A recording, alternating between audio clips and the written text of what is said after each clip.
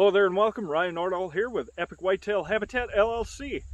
Coming at you today from my home property here in beautiful west central Wisconsin. It's October, guys. That dreaded October lull and the dreaded nocturnal trail camera intel of the mature bucks we're after is upon us. Does it have to be that way? Certainly does not.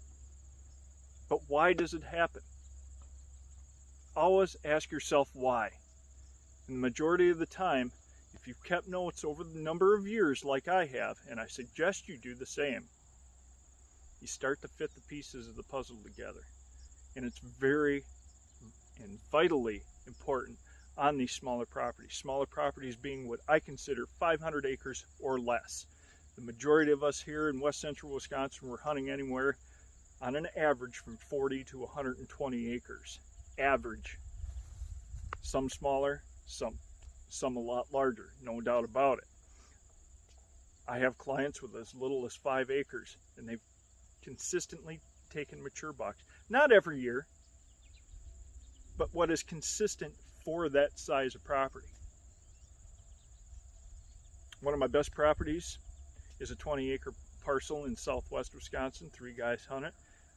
They're hunting it when the conditions and the trail camera intel is telling them that the mature bucks that utilize their property are huntable and killable. This year is a prime example so far in this hunting season of how vitally important it is to watch the weather conditions in your area, that temperature conditions, wind direction, everything. It's been unseasonably warm, a little bit above normal, a little bit above average temperatures.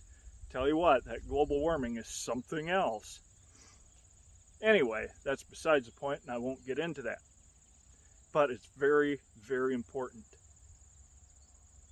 in my experience, to watch those weather conditions, hunting the backside of that impending cold front that's coming in. Now, I know it's hard. I want to be in the woods just as bad as you do, guys. And as the old adage goes, you can't kill a buck sitting on the couch. Take it from me, I think you can. You just got to discipline yourself.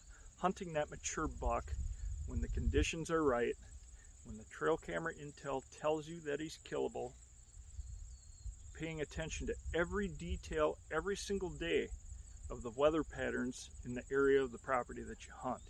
Wind direction, temperature, precipitation, all of that plays a vital role. And that's the beauty of the use of technology. Boy, what did we ever do before we had cell cameras, before we had trail cameras all together? You still keep a journal and know the sightings of those deer. It all comes together and it all makes sense. Trail cameras and the use of trail camera intel has made it a lot simpler, and made it a lot simpler in making those critical decisions to keep the pressure off of the property that we're hunting. The more pressure you put on that property, the more often you hunt, the more you're conditioning deer to your presence. You are always leaving scent in the vicinity of the property that you're hunting every time that you go in and out of that stand location. Maybe you're burning out a stand location.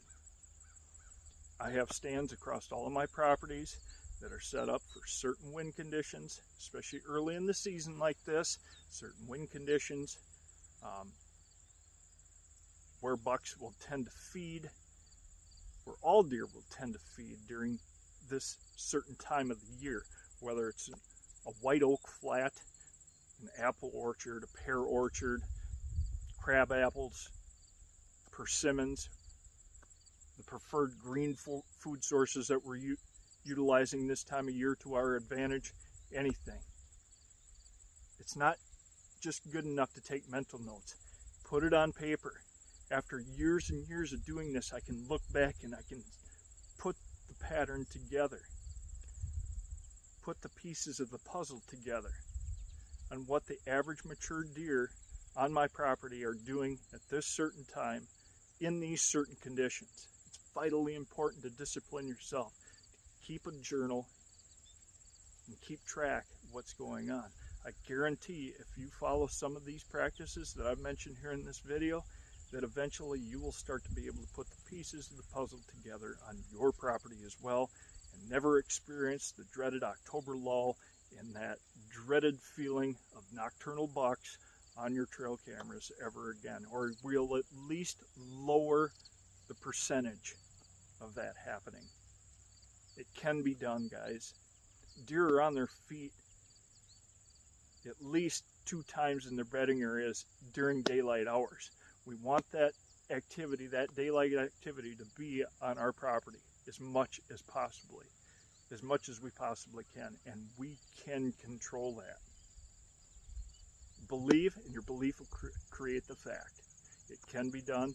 Good luck this season.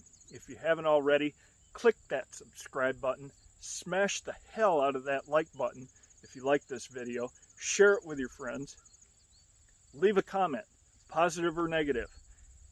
Negative comments help me to improve and bring better quality content to my videos. Love and appreciate you all for following me, and good luck in October.